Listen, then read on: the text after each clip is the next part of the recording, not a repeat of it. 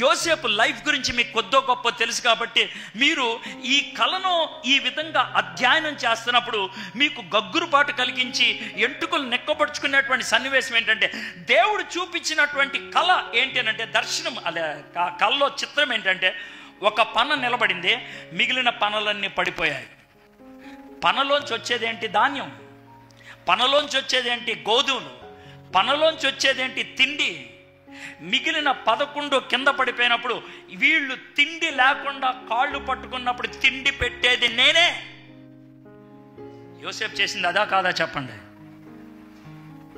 యోసేపు చేసింది అదే. కరువు విస్తృతంగా వ్యాప్తి చెందుతున్నప్పుడు తిండి కోసం పర్టికులర్గా వాళ్ళు వచ్చింది, బొచ్చి తీసుకొని వచ్చింది. అంతే తెలుసా, మా దగ్గర బంగారం ఉంది, మా దగ్గర గుగ్గిలం ఉంది, మా దగ్గర సాంబ్రాణి ఉంది, మా దగ్గర రకరకాల వస్తువులు ఉన్నాయి, ఇవన్నీ ఇస్తాం, మాకు కొంచెం తిండిస్తారా తినటానికి, మాకు తిండిస్తారా తినటానికని అడుక్కోవడానికి వచ్చాడు. ఆ పనొక్కటే నుంచోనుంది, ఆ పనొక్కటే నించోనుంది. కానీ అది దగ్గర దగ్గర 17 ఏళ్ల తర్వాత 18 ఏళ్ల తర్వాత నిజమైన విషయం. 18 ఏళ్ల తర్వాత నిజమైన విషయం. ఆ కళ వచ్చినప్పటి నుంచి నియర్లీ 18 to 20 years పట్టింది అది నెరవేరటానికి. ఆ కళ నెరవేరేటంత వరకు కూడా నీకు చిత్రహింసలేగా, ఆ కళ నెరవేరేటంత వరకు కూడా ప్రజలు నిన్ను హేళన చేసేవాళ్ళేగా. 23వ సంవత్సరం జనవరి 1వ తారీఖు నేను ఒక మాట అన్నా, పర్సిక్యూషన్ లెవెల్లో India is the 8th most persecuting country in the world. 8th. Saudi Arabia కంటే, సిరియా కంటే అతి ఎక్కువ పర్సిక్యూషన్ ఉన్నది ఇండియాలోనే. టాప్ అమెరికన్ సీక్రెట్ ఏజెన్సీని బట్టి ఒక నివేదిక ఏంటనంటే, 2023లో ఇండియాలో రిలీజియస్ కాన్ఫ్లిక్ట్స్ వలన జెనోసైడ్ అంటే ఏంటి తెలుసా? lakhs ఆఫ్ పీపుల్ చచ్చిపోతారు, lakhs ఆఫ్ పీపుల్ని చంపేస్తారు. ఏ విధంగా అంటే, హిట్లర్ 6 million Jews-ని చంపేశాడు, 60 lakh Jews-ని చంపేశాడు. ఆ విధంగా 2023లో ఇండియాలో జరగబోతుంది అని చెప్పారు. That is 2023. అలాంటప్పుడు హ్యాపీ న్యూ ఇయర్ చెప్పమంటారా? ఇక్కడ కూర్చొని ఈరోజు వాక్యం వింటున్నారే, 2024 మీలో చాలామంది చూడరు, చచ్చిపోతారు మీరు. హ్యాపీ న్యూ ఇయర్ చెప్పమంటారా? మీరు మామూలుగా చచ్చిపోరు, పొడిస్తే చచ్చిపోతారు, కొడితే చచ్చిపోతారు, కాల్చేస్తే చచ్చిపోతారు. హ్యాపీ న్యూ ఇయర్ చెప్పమంటారా? నన్ను 4 నెలలు ఏపారు, 4 నెలలు ఏపారు. ప్రతి కనబడినోడు నా మీద ట్రోలింగ్ చేసి తిట్టాడు. ప్రతి కనబడినోడు, వాడికి విలువన్నా లేకపోయినా, వాక్యం తెలిసినా తెలవకపోయినా ప్రతి ఒక్కడు నన్ను తిట్టాడు. కానీ 5 నెలల నుంచి మారిపోయింది పరిస్థితి. కొంతమంది మాట్లాడటానికి దమ్ము లేక, సిగ్గు లేక నోరు మూసుకొని ఉంటే, కొంతమంది మాత్రం చెప్పగలిగారు, మేము తప్పుగా అనుకున్నాం, కాదు ఇది నిజమే అని. నేను ఇక్కడికి చాలా సంవత్సరాల నుంచి వస్తున్నాను, చాలా సంవత్సరాల నుంచి ఒక మాట చెప్తున్నాను.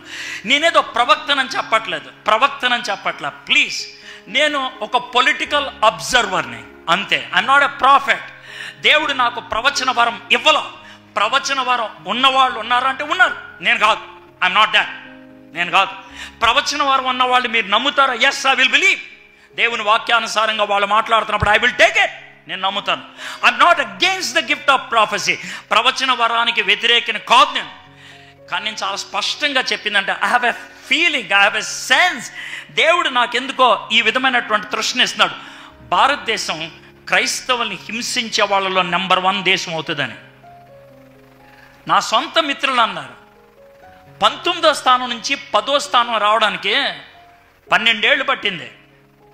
19వ స్థానం నుంచి 10వ స్థానం రావడానికి 19 ఏళ్ళు పట్టింది. అర్థమైందా? 1వ స్థానానికి వస్తుందేమో, ఇంకో 20 ఏళ్ళు పట్టుద్దేమో, ఇంకో 25 ఏళ్ళు పట్టుద్దేమో అని అన్నారు. అంత దూరం వెళ్తుందని నేను అనుకోవట్లేదు. 2025 చాలా డిసైడింగ్ మూమెంట్. నాకు ఎందుకు అనిపిస్తుంది 2025 చాలా డిసైడింగ్ మూమెంట్. మీకు తెలుసో లేదో, జనవరి 1st వీక్లో వచ్చినటువంటి చాలా విశ్లేషణలు దేని గురించో తెలుసా? ప్రపంచంలో ఉన్నట్లుండి అందరూ గమనించింది ఏంటంటే, క్రైస్తవుల్ని అతి ఎక్కువ హింసించే దేశం నెంబర్ 1 భారతదేశం. ఏబిఎన్ వాడు అరగంట సేపు దాని మీద విశ్లేషణ చేశాడు. నెంబర్ 1 భారతదేశం. భారతదేశంలో ప్రతి గంట, రోజుకి 24 గంటలు ఉంటాయి, వారానికి 7 రోజులు ఉంటాయి, నెలకు 30-31 రోజులు ఉంటాయి, సంవత్సరానికి 365 రోజులు ఉంటాయి. ప్రతి గంట భారతదేశంలో 4 క్రైస్తవుల్ని చంపుతున్నారు. చావట్లేదు, వాళ్ళు చంపుతున్నారు. అది విశ్లేషణ, అది అనాలిసిస్. ప్రతి పావు గంటకి ఒక వ్యక్తి చేస్తున్నాడు, క్రిస్టియన్ అని చెప్పుకొని చేస్తున్నాడు. దేవుడు ఒక ఆలోచన ఇచ్చినప్పుడు అది నెరవేరక మునుపు ఇబ్బందులు చాలా ఉంటాయి. దాన్ని తట్టుకోగలిగే దమ్ముండాల. వాక్యాన్ని చెప్పినప్పుడు వాక్యాన్ని నమ్మిన వ్యక్తి ఆ వాక్యం ఇక్కడ చెప్పినట్లు దేవుడు చెప్పిన ఏ మాటను నిరర్ధకము కానేరదు అని నువ్వు నమ్మితే స్టాండ్ దేర్ స్ట్రాంగ్, నిలబడి ఉండు. యోసేపు వాళ్ళ అన్నలు ఎగతాళి చేస్తూ ఉంటే, వాళ్ళ అన్నలు తిడతా ఉంటే సైలెంట్గా ఉన్నాడు ఆయన.